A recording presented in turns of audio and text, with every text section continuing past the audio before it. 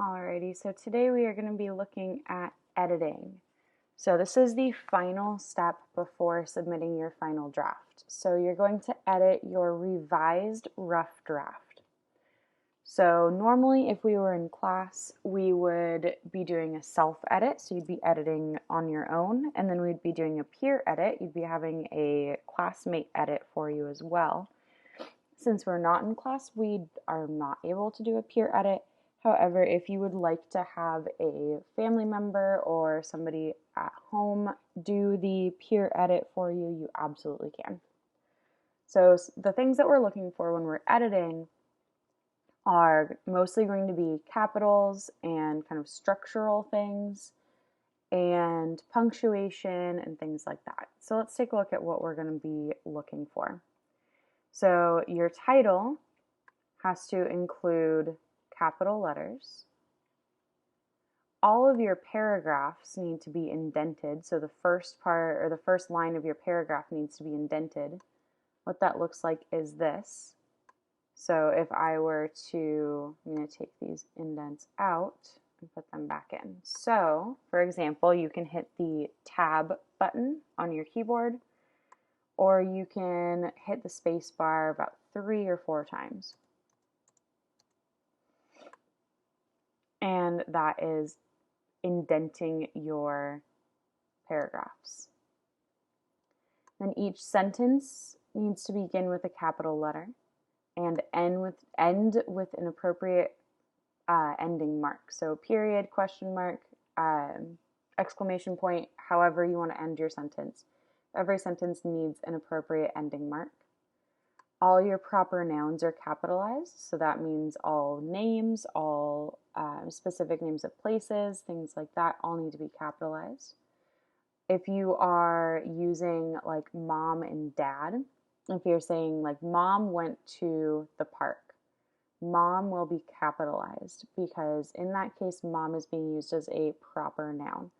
If you say like my mom went to the park, then you don't need to capitalize. And all of your commas are being used correctly and as needed. So if you need to have a comma, make sure you put it in.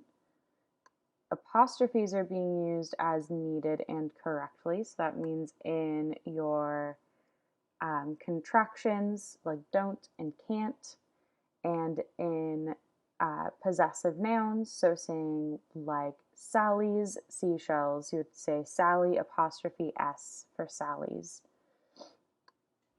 Quotation marks are being used correctly and as needed. So anytime you have dialogue, you are using quotation marks.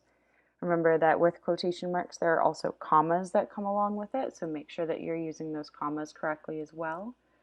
Look back on our lesson on quotation marks if you need help. All or as many as possible of your words are spelled correctly. So if you're typing it out, which you should be, that should be pretty easy to check because you should have a spell check program within whatever you're using to write. All your sentences are clear and complete. So read through your sentences, make sure that they all make sense and make sure that they are all complete sentences. It may be helpful to read it out loud for that part. And all sentences show subject-verb agreement. So one of the big things with that is that you are making sure that the tenses are agreeing. So you are not switching from present tense to past tense within the same sentence. And making sure that all of your sentences have a subject and a predicate. So a subject and an action part. The next thing that I wanted to show you is what your submission page is going to look like. So it's going to look pretty similar to what you normally see when you turn in an assignment, but there is something else on there. You'll see this rubric. So I want you to take a look through the rubric, and this is how your personal narrative will be graded. So remember, we're using that 4, 3, 2, 1 scale. Remember, 4 is not, 4 doesn't mean an A, 1 doesn't mean an F. That's not how this works. So a 4 would be you are exceeding expectations. 3 is meeting expectations. So 3 is kind of like the goal. 2 would be you're making progress, and 1, you're not quite there yet. So I'm going to be looking at your introduction. Does your beginning include a strong lead and introduce the characters and setting? I'll be looking for dialogue. Are you using dialogue to develop characters and experience? I'll be looking at transitions. Are you using transitional words and phrases to show the sequence of events and transitioning between paragraphs? I'm going to be looking at word choice. Are you using strong word choice and sensory details? I'll be looking at your conclusion. Does the ending include your final thoughts, feelings, reactions, and/or lessons that you've learned? I'll be looking at your writing conventions. So these are things like spelling, capitals, punctuation, grammar, things like that. So this is what you're kind of looking for today to make sure that you get the best score possible. And I'll also be looking for structure. Do you have an introduction paragraph, at least one body paragraph, and a conclusion paragraph? And do your paragraphs have at least 5 sentences each? Okay, so with that one with structure, a 3, so kind of what your goal might be, is 3 to 5 sentences per paragraph, and 1 or more body paragraphs. If you're shooting for that 4, make sure you have 2 or more body paragraphs and that they all include at least 5 sentences. Alrighty, so that is your rubric. It is on the submission page. Please also remember that you must have your final draft typed into a separate document, not into your personal narrative notebook. So whatever you used to do your rough draft, if that was in a separate document, in a Word document, in Google Docs, however, that's perfect.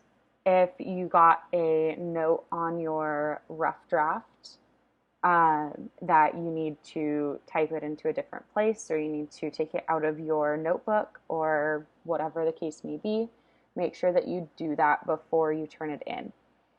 Your final draft must be submitted here. Oops, made a typo there. I'll have to fix that.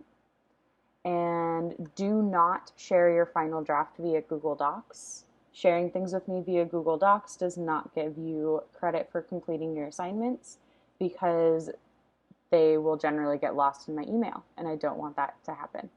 And do not submit your entire personal narrative notebook. So do not download your personal narrative notebook and submit that. I need you to have your final draft typed into a separate document.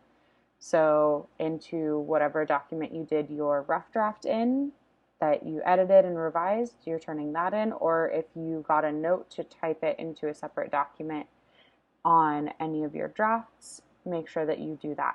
Do not type it into your personal narrative notebook, and do not submit your personal narrative notebook. Alrighty. If you have any questions, please let me know, and I cannot wait to read all of your essays.